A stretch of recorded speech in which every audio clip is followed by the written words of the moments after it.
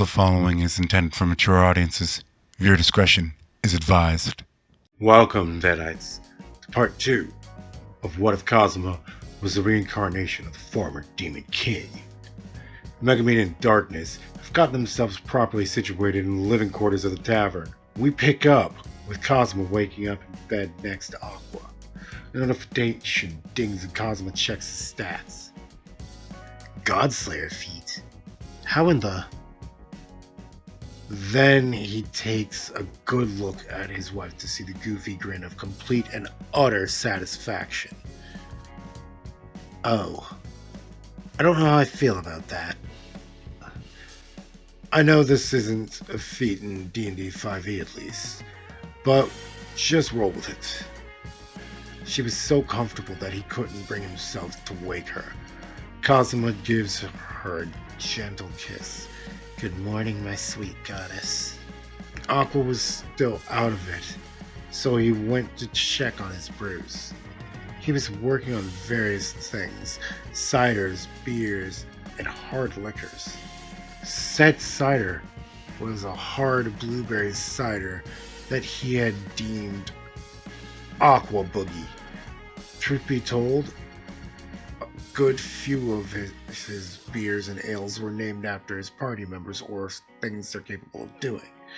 Now Aqua still loves her some alcohol, but she's not going to ruin Kazuma's business. She'll insist that her hubby buy her own set of wine, or that her money, as much of it that's not going towards the business, can go towards getting her some good wines.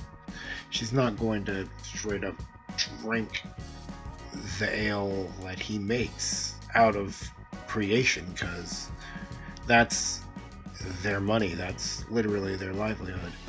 If he can't sell his ales, then they're out of luck and have no money, since a good majority of their funds, plus 10% of Darkness and Megumin's money, went towards making their living situation better. Speaking of which, by this point, living quarters are done. Well, they're not as lavish as the mansion he would have gotten in canon yet, but it will do. There are multiple toilets and each room has a shower. However, there's only one bath chamber. And it is a grand bath chamber with healing properties. Aqua won't be purifying that water if she gets in because it pours from a fountain. That, and she's the one who blessed said. The walls were fully prepared and not paper thin at all. However, the enthusiastic sounds of Kazuma and Aqua can still be heard if you care to listen for them. I'm not saying that Darkness is enjoying the aspect per se, but back to the point. The house is set, and Kazuma asks them if they'd like to take on small partnerships in the business. Kazuma has been very good to them to this point, and they've both had multiple test hits of his ales. Darkness is a fan of his porter, but perhaps she's a little biased since it's named after her. Or rather, she would be if she knew that. Personally, I think her actual name is absolutely beautiful. And once Kazuma finds it out in this, he will use it every chance he gets, because La Latina is such a pretty name. Megumin is a fan of everything he makes, even if he only lets her have a little. Yes, this Kazuma lets her drink since it's imperative to his business. So obviously the two take on a small partnership, but I'll leave you guys this poll for the partnership. Do they go 5%, 10%, or 15% each? If they give 15% of, well, their earnings, then I'm going to make them each have a 15% stake in the company. That sounds fair, right? But back to the story here. Upon ascending the stairs to the basement, that he has declared his lab, and it's a rather large basement since it's also has another connection from the cellar of the actual tavern. There's a door that separates the two that only he has the key to, but you get the point. It's still really big, but could stand to be even bigger for operations. But he is greeted with the sight of Chris and Darkness having a little chat. So, are you having fun, Darkness? Chris asked her friend. Indeed I am. Sir Kazuma has been a rather kind patron, and he's a reliable hexblade warrior. My only complaint is that sometimes the sound of their lovemaking can be heard, even beyond the comforts given with the silence-enhanced walls. A part of me is intrigued, and another part is annoyed. But this is their home, and that they're basically letting me stay practically for free. But oh, if Sir Kazuma isn't an utter fiend in bed. Chris giggles at a bit, and Kazuma takes that moment to shade step further back to pretend he didn't hear that. Darkness fails her perception check, but Chris does not. However, she doesn't tell Darkness. I suppose I should share Darkness's stats. Strength, 16. Constitution, 16. Now, her charisma is rather odd since she's rather charismatic despite her perversion. So when she doesn't say anything pervy, she's got a 15 in the stats. But when she does say something or do something super pervy, we're gonna add a modifier of -3 to her rolls. You heard that right. I'm actually rolling for things in this. So if I have Darkness actually hit something, you know why. Thought it would be a fun way to keep the Konosuba going, since I'm not a naturally funny guy. Most of my jokes are unintentional, but back to my point of her stats. Her dex is terrible at a whopping 5, putting her at a -3 modifier. Her attack rolls will suffer a lot. Too bad, since she's using a damn masterwork adamantine buster sword. Maybe that +1 will save her. So, really, when you add in the +1, she's got a -2. As far as the other two, intelligence and wisdom, they're both 12. So for a class, the Crusader, I'm pretty sure, is basically a paladin, so that's what I made her. Kazuma clears his throat. Ladies, I'm happy to say that a few of my brews are ready for sale. Darkness, would you assist me in transporting the barrels? I'm going to be doing a sampling event at the guild hall. That put a smile on Darkness's face. Sir Kazuma had been working diligently on his ales, and they were quite good. She could see him making a killing by selling barrels of his ale. Very well, Sir Kazuma. If I might ask, which of the ales are you taking for sampling? Kazuma answers the ale named after her first, to which she doesn't quite know. I'm taking your favorite, and I have a gift for you, my dear. Kazuma gives Darkness a barrel the size of a mini cake. Be careful with that. It's a higher alcohol content than what you're used to. Enjoy your Darkness embrace. The fact that he had named the beer after her made her give him a cute little blush. Kazuma and Darkness transported the ale, and it was a major hit. The first taste was free, but after that it cost 4 copper. After giving the guild hall 20% as promised, they left with about 2 platinum. They had a lot of barrels. and sold a lot of ale. There were a lot of people that got trashed from that stuff. But we're going to round that down to 1.5 platinum since Kazuma immediately paid for his operations license so he can get that out of the way. I think 5 gold is a rather decent price, all things considered. His ales went well, and he'd broken out a bottle of cinnamon whiskey that he had deemed Explosion. That name made Megumin very happy, and she really liked it. It's good because he made it for her in mind. Now remember, I said that the house was barely livable before, and it is now well furnished. The business end of the tavern, however, is an absolute train wreck, and will take some time to get going. He'll need more space to brew, even with his already big, basement. It's large, but it's not a warehouse. It's still limited to the area of the building. So he'll need more so he can brew properly.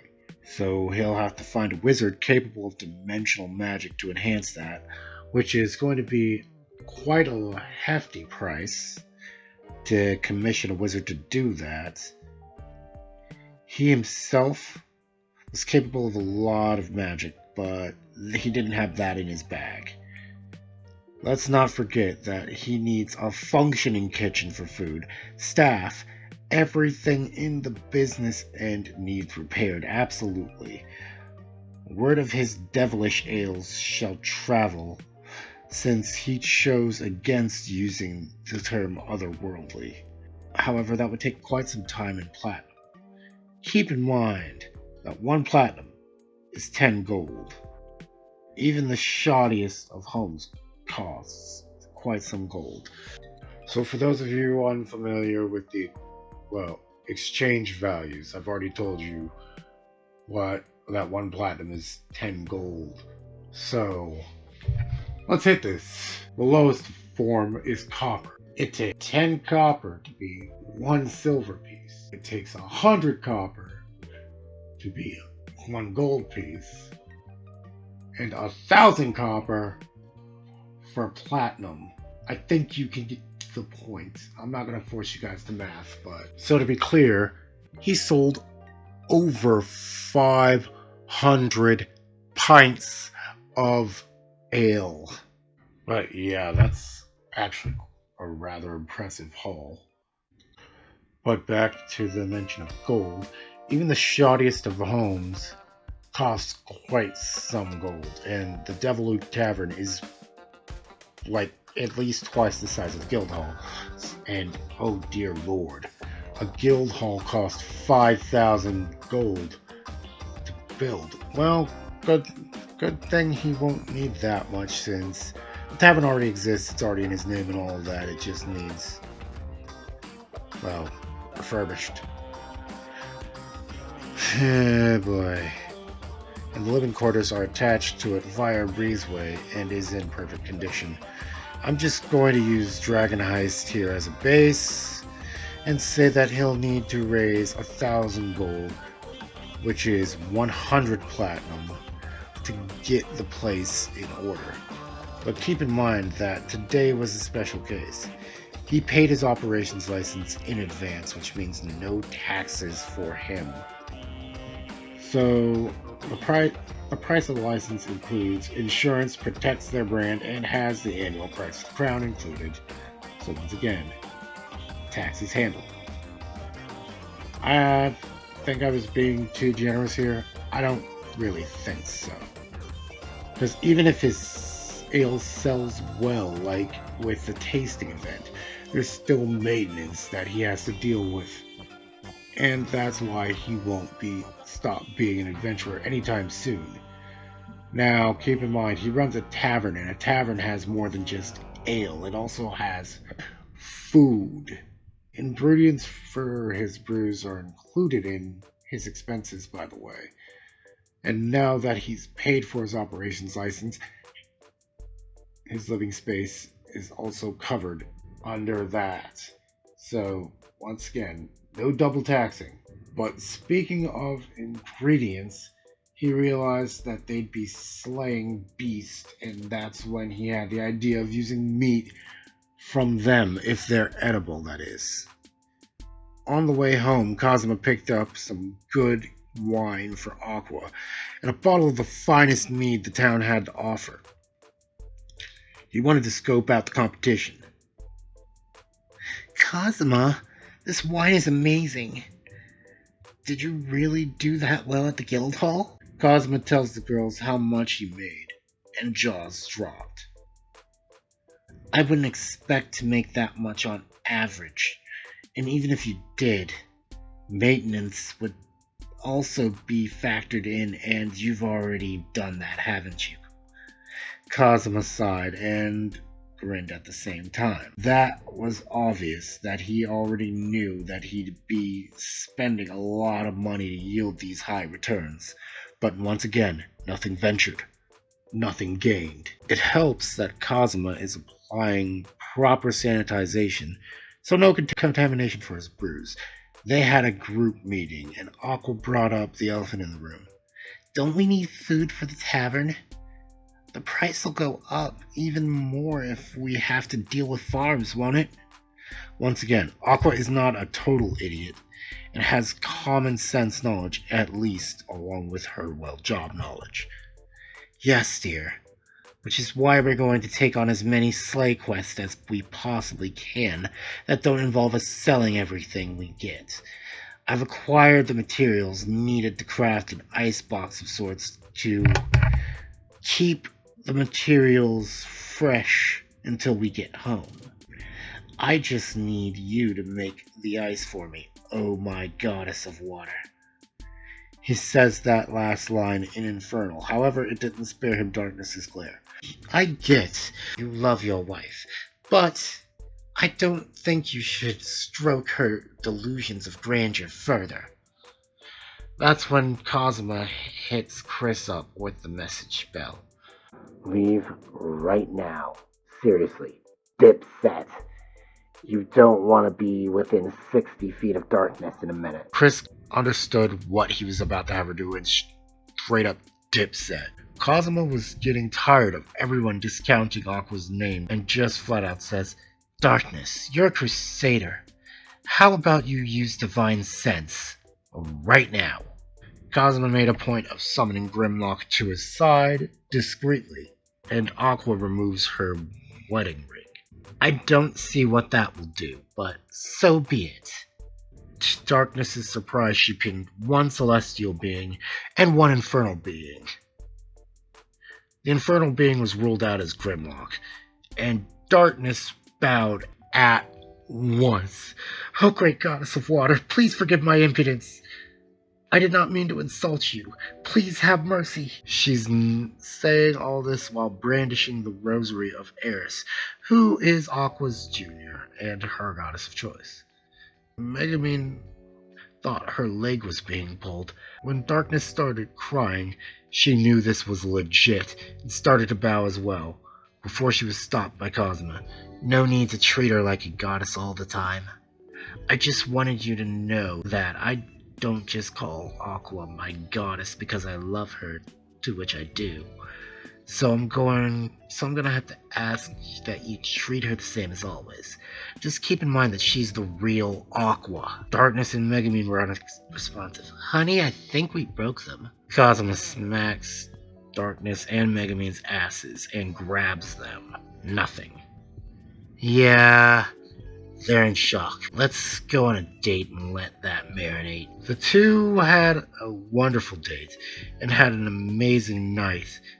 When they woke up, the duo were still in shock. Kazuma went downstairs and grabbed a bottle of a moonshine variant of Aqua Boogie he'd been working on called Blue Goddess.